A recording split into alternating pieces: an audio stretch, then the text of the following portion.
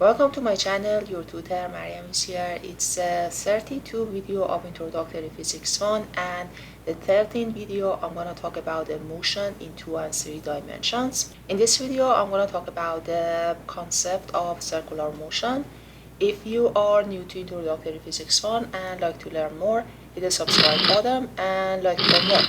You ready? Let's get started.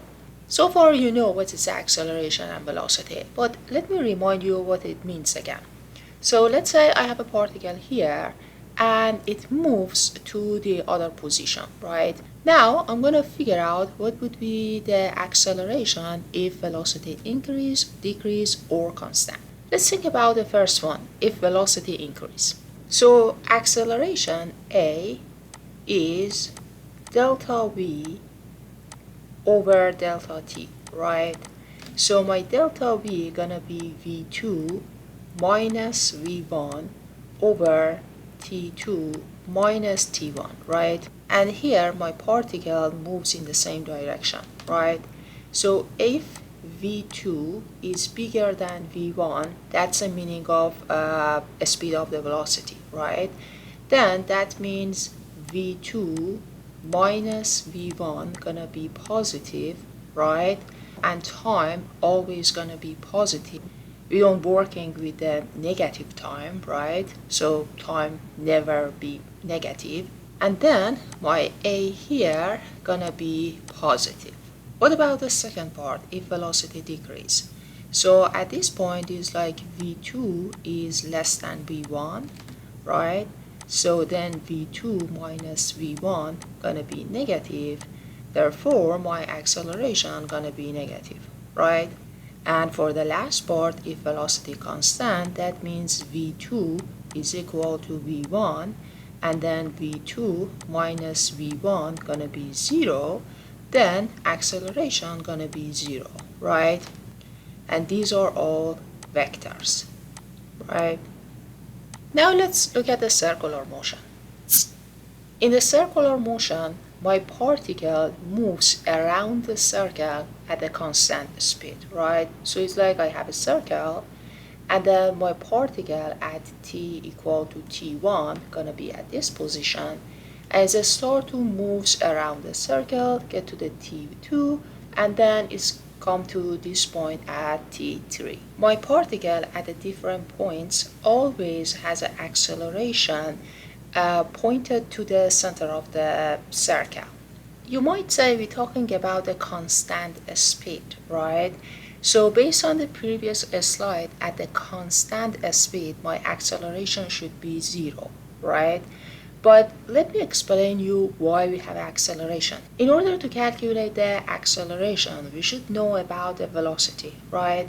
And to find the velocity, all I need to do is draw the tangent line to each position of the particle, right? Here you can see the direction of velocity is changing. Like at the point 1 right here, my velocity is going to be negative in the x direction. However, in position 2, velocity is going down, and then at the position 3 is making the angle with the x and y axis, right? So the direction of velocity is changing, even the value of velocity is constant. So here for the circular motion, you have to be careful because we're talking about the direction of velocity, not the value of velocity. So that means if the direction of velocity change, the acceleration also gonna change and is not gonna be 0, even as speed is constant.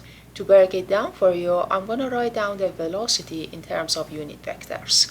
So in position 1, my v gonna be vx minus vx in unit vector I, and my vy gonna be 0, right? So that's gonna be in y direction. In position 2 though, my v, let's say this is v1, this is gonna be v2, my vx gonna be 0 because there is no v in x direction. However, my vy y gonna have some values in y direction, right? What about position 3?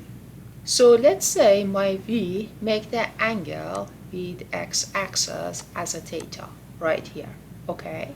Then my v3 gonna have two components as vx and vy, right? And then my vx gonna be v cosine theta I plus v sine theta j, right? If you look at all this velocity, is like v, the value of v is constant, however direction change. So they don't have the same direction. You see v1 has vx, v2 has vy, and then v3 even have the combination of cosine and sine theta, right? So my speed is constant, however velocity is changing. So velocity is the combination of speed and also direction. Now let's look at the equation in circular motion. In the circular motion, you need to know about the centripetal acceleration and period equation. In the case of the centripetal acceleration, your a is equal to v squared over r.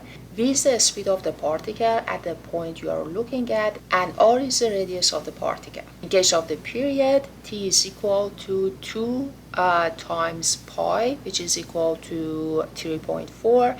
R is the radius of the circle, and v is the velocity. In the next videos, I'm going to solve a couple of examples about the circular motion.